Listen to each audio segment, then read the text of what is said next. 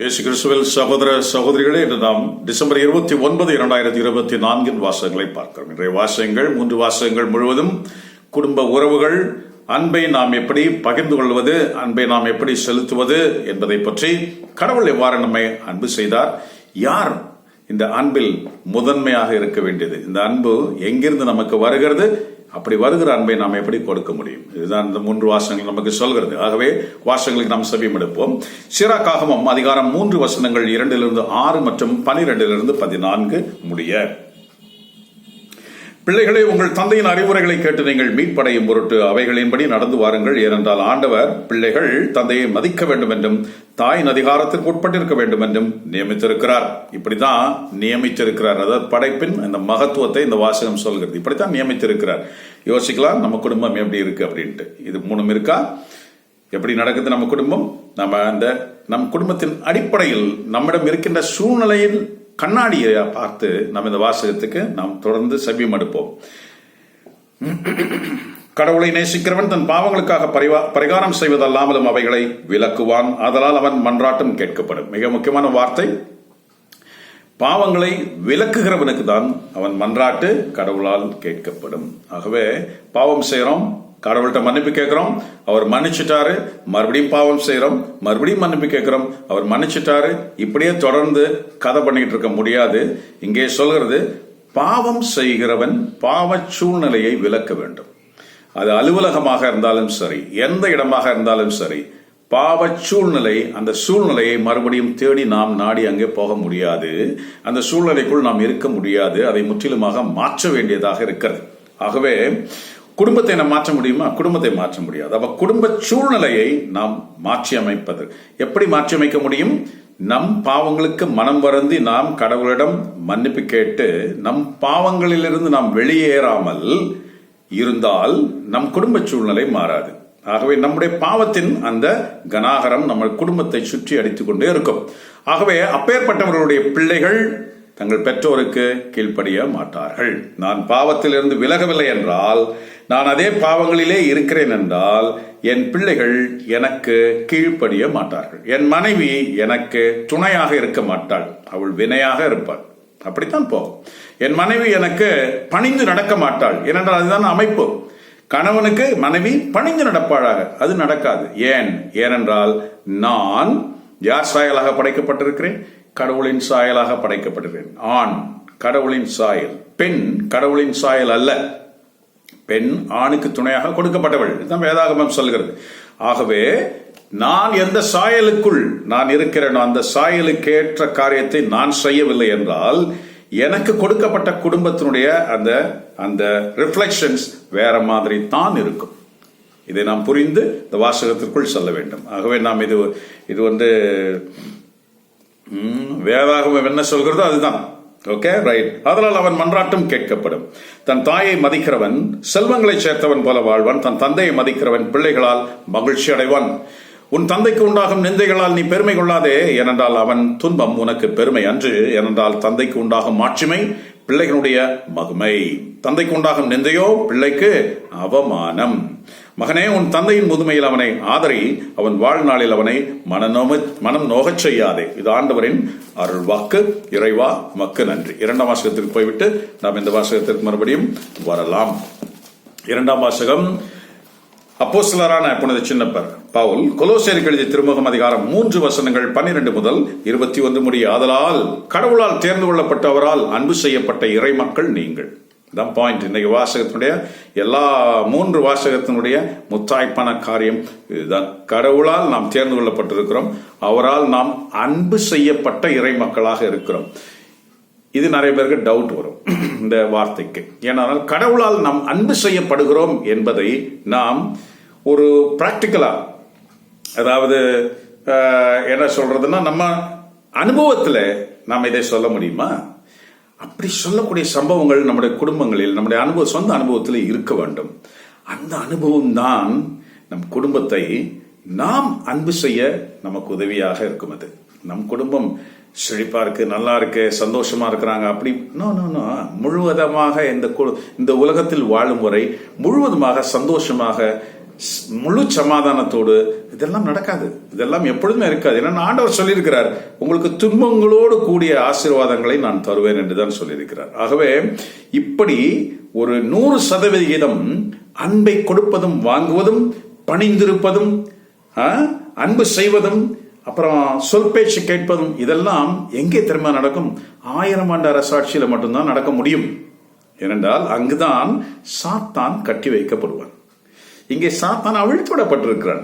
ஆகவே இந்த சோதனைகள் வந்து கொண்டே இருக்கும். நாம் நம்முடைய அன்பை சரிவர காட்ட முடியாதபடி நாம் பாவங்களிலே விழுவதும், நம் அன்பை புறக்கணிக்கிற மனைவி பிள்ளைகள் இப்படி இருப்பதும், நம் சொற்பேச்சை தட்டி நடக்கிற பிள்ளைகள் இருப்பதும், இது இந்த உலகத்தில் இருந்து கொண்டே இருக்கும். ஆனால் இதை வெல்வது மிக கடினமான ஒரு காரியம். இந்த கடினமான காரியத்தை மிக சாதாரணமாக கடவுள் மாற்றுவார். உன் நுகத்தை, என் நுகத்தை நீ சுமந்து வா, ஆனால் உன்னுடைய சுமையை நான் அதை இனிதாக்குவேன் என்று சொல்கிறார். உன்னுடைய சுமையைத்தான் இனிதாக்குவேன் என்று சொல்கிறார். உன் நுகத்தை இனிதாக்குவேன் என்று சொல்கிறார். உன் நுகத்தை எடுத்து விடுவேன், உன்னுடைய சுமையை தூக்கி களைந்து விடுவேன், இல்லை, இனிதாக்குவேன். ஆகவே நம்முடைய குடும்பத்தை இனிமை உள்ளதாக அவர் மாற்றுவார். துன்பங்களோடு கூட அந்த துன்பங்களை நாம் ஃபேஸ் பண்ணிக்கிட்டே தான் இருக்கணும். ஆனா அந்த ஸ்ட்ரென்த்தை அவர் நமக்கு கொடுத்து விடுறார். எப்ப கொடுக்கிறார்? நம் பாவங்களுக்காக நாம் மனம் வருந்தி நாம் அந்த பாவ சூழ்நிலையிலிருந்து விடுபட்டு வரும்பொழுது அவர் அதற்கேற்ற பிரதிபலனை நம் குடும்பங்களுக்கு நமக்கு தருகிறார். அதுதான் முதல் வாசகம் சொன்னது. 2ஆம் வாசகம் அதுதான் சொல்றது. கடவுளால் தேர்ந்து கொள்ளப்பட்டு அவரால் அன்பு செய்யப்பட்ட இறை மக்கள் நீங்கள். ஆகவே இதை அனுபவத்தில் நமக்கு சொல்ல தெரிந்திருக்க வேண்டும். கடவுள் என்னை அன்பு செய்கிறாரா அப்படின்ற ஒரு அனுபவம். பாரு, எனக்கு பாரு, இப்படி ஒரு சூழ்நிலை இருந்தது, அப்படி இருந்தது, இப்படி இருந்தது, என்ன கடவுள் அன்பு செஞ்சதை நான் அதுல பார்த்தேன். பிகாஸ் யாருமே என்ன அந்த சூழ்நிலையில ஏற்றுக்காத நேரத்தில் அவர் எனக்கு அன்பு செய்து அவர் என்னுடைய வாழ்க்கையிலே அந்த சம்பவத்தை மாற்றி காண்பித்ததை நான் பார்க்கிறேன். அப்ப நான் கடவுளுக்கு போய் நன்றி சொன்னேன். இப்படிலாம் ஒரு அனுபவங்களை சொல்லக்கூடிய தெரிந்த அந்த அனுபவசாலிகளாக நாம் இருக்க வேண்டும். அதுதான் அந்த வாசகம் சொல்லுகிறது. இரங்கும் உள்ளம், பரிவு, தாட்சி, சாந்தம், பொறுமை ஆகிய பண்புகளை அணிந்து கொள்ளுங்கள். யாருடைய பண்பு இது? யாரால் நாம் படைக்கப்பட்டோமோ, யார் சாயலால் படைக்கப்பட்டோமோ அந்த பரிசுத்தருடைய பண்புகள் அது. ஆகவே இந்த பண்புகளை நாம் கொண்டிருந்தால் அதுதான் இல்லையா? ஒருவர் மீது ஒருவர் ஏதாவது முறையீடு இருந்தால் மன்னித்து விடுங்கள். ஆண்டவர் உங்களை மன்னித்ததை போல் நீங்களும் மன்னியுங்கள். ஆண்டவர் என்னை மன்னித்திருக்கிறார் என்ற அனுபவம் எனக்கு இருக்கிறதா? உனக்கு இருக்கிறதா? அந்த அனுபவம் தான் நாம் மற்றவர்களை மன்னிக்க செய்ய அது தூண்டும். நான் மன்னிக்கப்படவில்லை என்றால், என் பாவம் கழுவப்படவில்லை என்றால் நான் யாரை மன்னிக்கவும் முடியாது, யாரை நான் அன்பு செய்யவும் முடியவே முடியாது. தன்முயற்சியால் ஒன்று முடியாது. ஆண்டவர் சொன்னார், உங்களால் அது முடியாது. என்னை அல்லாமல் உங்களால் எந்த காரியமும் செய்ய முடியாது. ஆகவே என்னோடு நீ சேர்ந்திருந்தால் உன்னால் உலகை வெல்ல முடியும். அதான் இன்னைக்கு 3ஆம் வாசகம் அதுதான் வரும், பார்க்கலாம். இவற்றையெல்லாம் மேலாக அன்பை அணிந்து கொள்ளுங்கள், அதுவே எல்லா நற்பண்புகளையும் பிணைத்து நிறைவளிப்பது. கிறிஸ்துவின் சமாதானம் உங்கள் இதயங்களில் ஆட்சி புரிவதாக. இச்சமாதானத்திற்கு நீங்கள் ஒரே உடலின் உறுப்பினராய் அழைக்கப்பட்டீர்கள். நன்றி உள்ளவர்களாயிருங்கள். நன்றி எப்படி உண்டாகும்? எனக்கு அனுபவம் இருந்தால் தானே அதற்கு நான் நன்றி சொல்ல முடியும். அப்போ கடவுள் என்னை அன்பு செய்கிறார், என்னை மன்னித்தார் என்ற அனுபவத்தின் அவருடைய வெளிப்பாடில் தான் நான் நன்றியை சொல்ல முடியும். அப்ப கடவுளுக்கு நாம் எந்த விதத்தில் எப்படி நன்றி சொல்கிறோம்? என் மனைவிக்கு நன்றி, என் கணவனுக்கு நன்றி, என்னுடைய பிள்ளைகளுக்காக நன்றி, எனக்கு சூழ்நிலைக்காக இப்படியெல்லாம் சொல்லுகிறதல்ல. அது எல்லோருக்கும் கடவுள் கொடுத்திருக்கிறார் பாருங்க. அப்போ இப்படி ஒரு வரட்டுத்தனமான நன்றிகள் அல்ல. கடவுளே, இன்ன சம்பவத்தில் இப்படி எனக்கு இப்படி செய்தீரே, அதற்கு நன்றி செலுத்துகிறேன். ஏனென்றால் அது உலகத்தால் யாராலும் செய்ய முடியாத ஒரு காரியம், என்னை படைத்தவரால் மட்டுமே செய்ய முடிந்த காரியம். ஆகவே நான் அந்த சம்பவங்களில் அதை பிரித்தெடுத்து அதிலிருந்து நான் ஆண்டவருக்கு நன்றி சொல்கிற காரியம். பாருங்க, கிறிஸ்துவின் வார்த்தை நிறை வளத்தோடு உங்களில் குடிகொள்வதாக. முழு ஞானத்தோடு ஒருவருக்கொருவர் போதியுங்கள், அறிவு புகட்டுங்கள், தேவாவியவிய சங்கீதங்களையும் புகழ்பாக்களையும் பாடல்களையும் நன்றியோடு உளமாற பாடுங்கள். அப்ப இது நம்ம பர்சனலாக பண்ணணும் ஆண்டவர் சொல்றார். சபையில பாடுறது வேற, ஏன்னா அது கும்பல்ல நம்ம செய்யற hallelujah. But this is something different from all other requirements. கடவுள் நமக்கு கொடுக்கிற அந்த ரெக்குவயர்மெண்ட் என்ன ரெக்குவயர்மெண்ட்? தனியாக உட்கார்ந்து நீ ஜெபிப்பது, நீ இந்த சங்கீதங்களை பாடுவது, புகழ்பாக்களை பாடுவது, தனியாக ஜெபிப்பது, தனியாக பேசுவது. ஆகவே இந்த அனுபவம் தான் நம்மை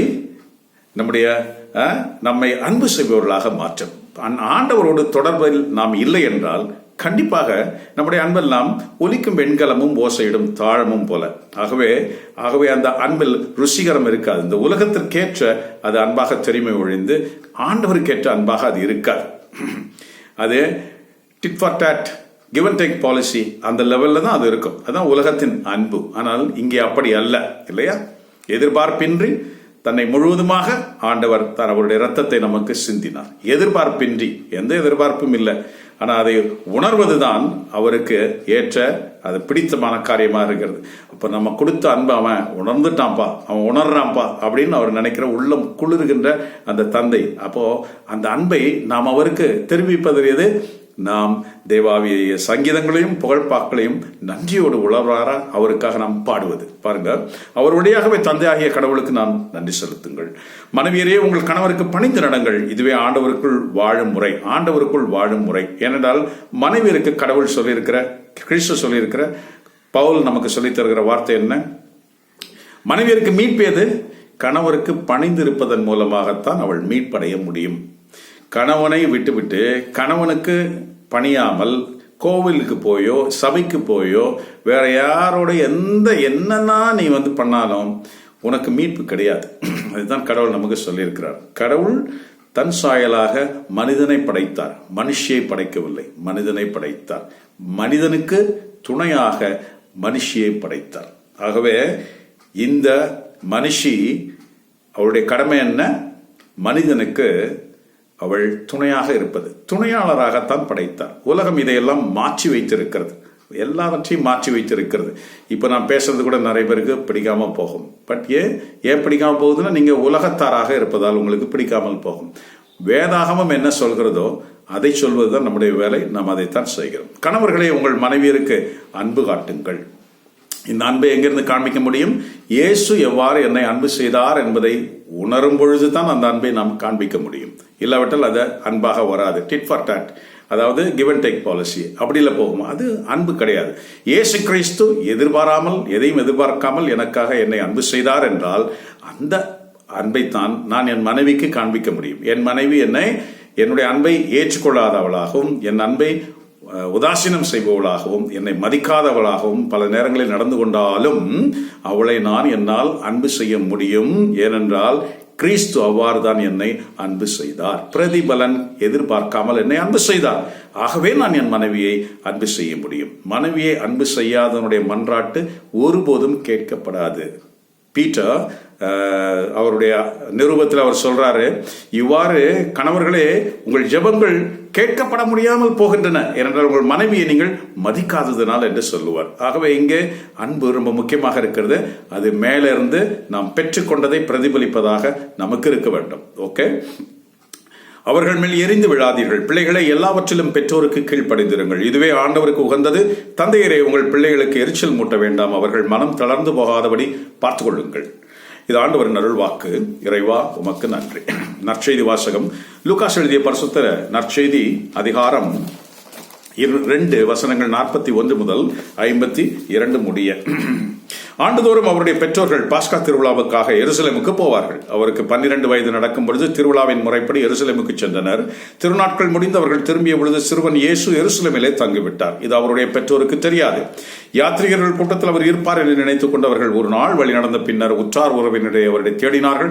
அவரை காணாததால் தேடிக்கொண்டு எருசலேமுக்கு திரும்பினார்கள். 3 நாளுக்கு பின் அவரை கோவிலில் கண்டார்கள். அங்கே அவர் போதகர்கள் நடுவில் அமர்ந்து அவர்கள் சொல்வதை கேட்பதும் அவர்களை வினவுவதுமாய் இருந்தார். கேட்டவர் அனைவரும் அவருடைய மறுமொழிகளில் விளங்கிய அறிவுத்திறனை கண்டு திகைத்து போயினர். அவருடைய பெற்றோரும் அவரை கண்டு மலைத்து போயினர். அவருடைய தாய் அவரை பார்த்து, மகனே, ஏன் எங்களுக்கு இவ்வாறு செய்து விட்டாய்? இதோ உன் தந்தையும் நான் உன்னை ஏக்கத்தோடு தேடிக்கொண்டிருந்தோமே என்றாள். அதற்கு அவர், ஏன் என்னை தேடினீர்கள்? என் தந்தையின் இல்லத்திலே நான் இருக்க வேண்டும் என்பது உங்களுக்கு தெரியாதா என்றார். அவர் சொன்னது அவர்களுக்கு விளங்கவில்லை. பின்பு அவர் அவர்களோடு புறப்பட்டு நாசரேத்திற்கு வந்து அவர்களுக்கு பணிந்திருந்தார். அவருடைய தாய் இந்நிகழ்ச்சிகளை எல்லாம் தன் உள்ளத்தில் கொண்டிருந்தாள். இயேசு வளர வளர ஞானத்திலும் முதிர்ந்து கடவுளுக்கும் மனதிற்கும் மேன்மேலும் உகந்தவரானார். இது கிறிஸ்துவின் நற்செய்தி. கிறிஸ்துவே, உமக்கு புகழ். ஒரு 3 விஷயம் நாம் இதுல இருந்து எடுத்துக்க முடியும். என்ன எடுத்துக்க முடியும்? நான் சொன்ன அந்த முதல் 2 காரியங்களை போல இயேசு கிறிஸ்து இப்பொழுது சொல்லுகிறார் இல்லையா? 12 வயது சிறுவனாகிய இயேசு சொல்றாரு, நான் எங்க இருக்கணும்னு உங்களுக்கு தெரியாதான்னு கேட்டார். நான் இருக்க வேண்டிய இடத்துல இருக்கிறேன், அது கூட உங்களுக்கு தெரியல அப்படின்னு சொன்னார். மாதாவும் சூசேப்பர் வந்து பழி போடுறாங்க வந்து இயேசுகிட்ட, இல்லையா? ஒரு பொறுப்பற்ற பெற்றோரை நாம் பார்க்கிறோம் இங்கே. பொறுப்பற்ற பெற்றோர், ஏனென்றால் உன்னையும் என்னையும் போல சாதாரண மனிதர்கள் அவர்கள். ஆகவேதான் இந்த வார்த்தையை நாம் சொல்ல வேண்டியிருக்குது. அதாவது தானே சொல்லுது, 3 நாளைக்கு அப்புறமா பாருங்க அவர் இருக்கிறார், அவருக்கு ஒழுங்கா கூட்டிட்டு போறதுக்கு அந்த பொறுப்பு அவங்களுக்கு இல்லாம போயிடுச்சு. அதுதானே பொதுவா யாராவது பிள்ளைய தொலைச்சவங்கள நம்ம என்ன கேட்கிறோம், பிள்ளை எங்களை விட்டு போயிட்டான். இல்ல, பிள்ளையை நீ தான் தொலைச்ச, பிள்ளை ஒண்ணு விட்டு போகல, இல்லையா? பிள்ளை தொலைந்து போகவில்லை, நீ தான் உன் பிள்ளையை தொலைத்து விட்டாய். அதுதானே முக்கியம். ஆகவே இங்கே எருசலேமிலிருந்து திரும்பும் பொழுது அவரை கூட்டிக் கொண்டு போக வேண்டும் என்று அவர்கள் ஒரு லெதார்ஜிக்னஸ் நாம் பார்க்கிறோம், இல்ல? சரி, அது இன்று பெரிய விஷயம் அல்ல. ஆகவே இந்த வாசகத்தில் அது முக்கியம் அல்ல.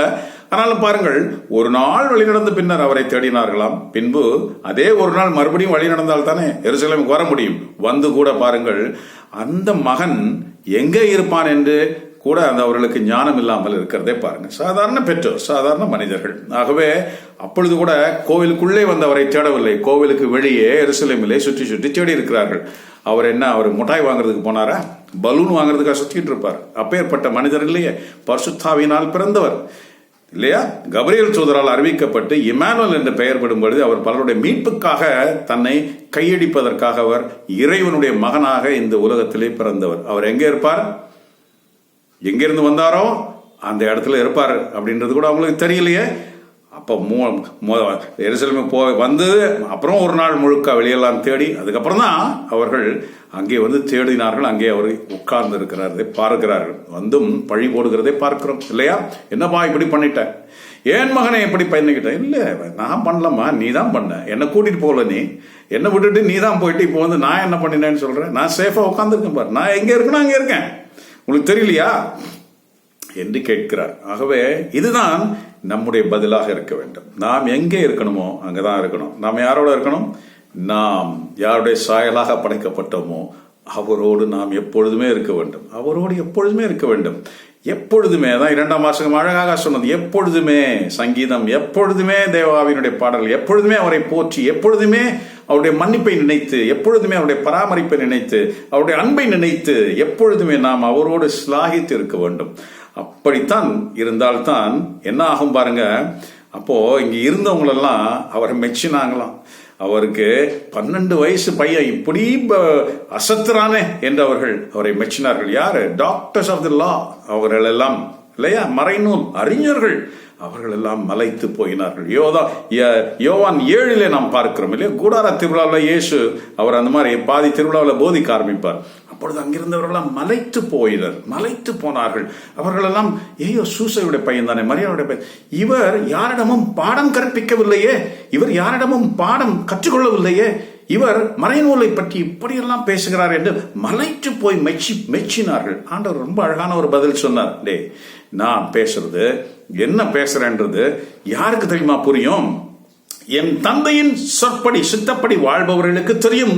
இந்த வார்த்தை என்னிடம் இருந்து வரவில்லை, என்னை அனுப்பினவருடைய வார்த்தை என்று அவர்களுக்கு புரியும் என்று சொன்னார். ஆகவே நமக்கு புரிகிறதா இந்த மாதிரி வார்த்தைகள் எல்லாம்? என்கிருந்து எந்த வார்த்தை வருகிறது? இயேசு கிறிஸ்து தன்னை தாழ்த்தினார் அந்த இடத்திலே. என் தகப்பனுடைய வார்த்தைகள் அது, நான் கேட்டு பெற்றவைகளை தான் உங்களுக்கு சொல்லுகிறேன் என்று சொல்கிறார். ஆகவேதான் நம் குடும்பத்தை நாம் நடத்துவதற்கு, நாம் அன்பு செய்வதற்கு, நாம் மன்னிப்பதற்கு நாம் எங்கிருந்து பெற வேண்டும்? அங்கிருந்து தான் பெற முடியும். ஆகவேதான் இயேசுவும் சொன்னார், என்னை அல்லாமல் உங்களால் எதுவும் செய்ய முடியாதப்பா அப்படின்னு சொன்னார். மீட்பு அடைவது என்பது மிக மிக மிக கடினமான காரியம், ஆனால் உங்களால் இது முடியாது என்று சொன்னார். கடவுளால் எல்லாம் முடியும் என்று சொன்னார். ஆகவே யாரால் எது முடியுமோ இதை முழுவதுமாக நாம் அறிந்திருந்தால் நம்முடைய பிரச்சனைகள், நம்முடைய காரியங்கள், நம்முடைய இயலாமைகள், நம்முடைய எல்லாவற்றையும் நாம் எங்கே போட முடியும்? அங்கேதான் சொல்ல முடியும். ஆகவே நாம் அவரோடு லயித்து இருக்கும் பொழுது, அவரோடு நாம் பேசிக்கொண்டே இருக்கும் பொழுது மற்றவைகள் அனைத்தும் நமக்கு மிக சுமூகமாக மாறும். அதாவது இந்த துன்பக்கலங்கள் மாறாது, அது அங்கே இருக்கும். ஆனால் அதை அணுகும் விதம் மாறி போய்விடும். அதை பார்க்கும் விதம், அதை ஹேண்டில் செய்யற விதங்கள் எல்லாம் நமக்கு தனித்துவமாக இருக்கும். மிக அழகாக நாம் அதை ஹேண்டில் பண்ணிடுவோம். அது இயேசு சொன்னார், என் நுகம் இனிதுப்பா, சுமை சுமந்து இருக்கிறீங்கப்பா, உன்னை நான் இழைப்பாற்றுவேன் என்று சொன்னார். என் சுமை இனிது என்று சொன்னார். சுமை உண்டு, ஆனால் அது இனிதாக போகும். ஆகவே நீ அன்பு செய்வாய், உனக்கு பிரதிபலன் கிடைக்கவில்லையே, உன் மனைவி அன்பு செய்கிறாய், உனக்கு பிரதிபலன் கிடைக்கவில்லையே, என்னை நீ அங்கலாய்க்க மாட்டாய். இருக்கட்டும், ஆனால் நான் தொடர்ந்து அன்பு செய்வேன். ஏன்? என் ஆண்டவர் என்னை அப்படித்தான் செய்தார். நான் அவரை மதியாத பொழுதும், அவரை நினையாத பொழுதும், அவரை நான் பாவங்களில் இருந்த பொழுதும் அவர் என்னை விட்டுவிடாமல், அவர் என்னிடம் எதையும் எதிர்பார்க்காமல் என் மனம் திரும்புதலை மட்டுமே எதிர்பார்த்து என்னை அன்பு செய்து கொண்டே இருக்கிற என் தேவனை நான் பார்க்கிறேன். ஆகவே என்னை இவ்வாறு அன்பு செய்கிற கடவுள், நான் இப்பேற்பட்ட போக்கிரியாக இருக்கும் பொழுதும் என்னை அன்பு செய்கிற கடவுள், அந்த அன்பை நான் பெற்று சுவைத்திருக்கிறேன். ஆகவே என் மனைவியை, என் பிள்ளைகளை, என் தாய் தகப்பனை எல்லாவரையும் நான் அன்பு செய்வேன். ஆகவே நாம் இந்த அன்பை பற்றி பேசும் பொழுது நாம் பார்க்கிறோம், சில பேரிடம் அது நியூராட்டிக் ரிலேஷன்ஷிப் இருக்கிறதை பார்க்கிறோம் இல்லையா? படபடப்பான, அது ஒரே அப்படியே வெறித்தனமான அன்பை காண்பிக்கிற ஒரு சிலரை பார்க்கிறோம். வறட்டு அன்பை பார்க்கிறோம். சுத்தமாக அன்பு இருக்காது, செய்கிற காரியங்கள் எல்லாம் செய்து கொண்டே இருப்பார்கள், சுத்தமாக உள்ளத்திலே அன்பு இருக்காது. இன்று குடும்பத்தை பற்றி பேசும் பொழுது இந்த ரெண்டுக்கும் நடுவில் தான் நாம் இருக்க அழைக்கப்படுகிறோம் இல்லையா? அப்படித்தான் ஆபிரகாமுக்கு அந்த வயதில் அந்த ஈசாக்கை கடவுள் கொடுத்தார். ஆனால் ஈசாக்கை பெற்றவுடன் கடவுளை அவர் மறந்தார். இங்கதான் பிரச்சனை இருக்கு. அப்போ கடவுளை மறந்து கடவுளோடு பேசுவதையும் அவரோடு அந்த காலங்கள்ல மறந்து போய்விட்டது. மகனை அவ்வளவு விதமாக அன்பு செய்து அப்படியே நியூராட்டிக் ரிலேஷன்ஷிப் தான் சொல்றோம், வெறித்தனமான அன்பு. கடவுள் அந்த வெறித்தனமான அன்பை கட் பண்றது தான் கூட்டு வந்து பலி கொடுறான்னு சொன்னார். இந்த அனுபவம் ஒருவேளை நமக்கு இருக்குதான் நம்ம பார்க்கணும் இல்லையா? நாம் ஒரே குடும்பம் தான், அதுதான் இதுதான், பிரேயர், சபைக்கு போவதெல்லாம் அப்படி இப்படி அதெல்லாம் இல்ல, நம்ம குடும்பம் தான் முக்கியம் இப்படி என்ற தேவையில்லாத நியூராட்டிக் ரிலேஷன்ஷிப் இல்ல. சுத்தமா நாம் அன்பே செய்யாத, ஆனால் ஜெபிக்கவும் அப்படி இருக்கவும் இப்படி இருக்கவும் சபைக்கு போவதுமாக இருக்கிற வறட்டு அன்பு. இதுக்கு நடுவுல தான் நம்மை கடவுள் அழைக்கிறார் இல்லையா? மட்டுமிதமாக நடந்து கொள்கிற மட்டுமிதமான அந்த அன்பு. ஏனென்றால் இந்த உலகிலே கடவுள் நமக்கு சில வருஷங்கள் வாழ அழைத்திருக்கிறார். இந்த அழைப்பிலே நமக்கு ஒரு கேரக்டர்ஸை கொடுத்திருக்கிறார். நம்ம முன்னால அப்பா அம்மா பிள்ளை மனைவி கணவன் இப்படி கொடுத்திருக்கிறார். இந்த அழைப்பு, இந்த வருஷங்கள் முடிந்த பிறகு நாம் யாரோ அவர்கள் யாரோவாக இருக்க போகிறோம். ஆகவே இங்கு நாம் கரெக்டா பெர்ஃபார்ம் பண்றதுக்கு நாம் அழைக்கப்பட்டிருக்கிறோம். நாம் பெற்றுக்கொண்ட அழைப்புக்கேற்ற வாழ்க்கை நடத்த வேண்டும் என்றால் அவரை நாம் நாடி அவரோடு பேசிக் கொண்டிருந்தால்தான் நாம் அதை பெற்று நாம் மற்றவர்களுக்கு கொடுக்க முடியும். கிளியர்? கிறிஸ்துவின் சமாதானம் நம்மோடு இருந்து நம்மை வழி நடத்துவதாக. ஆமென்.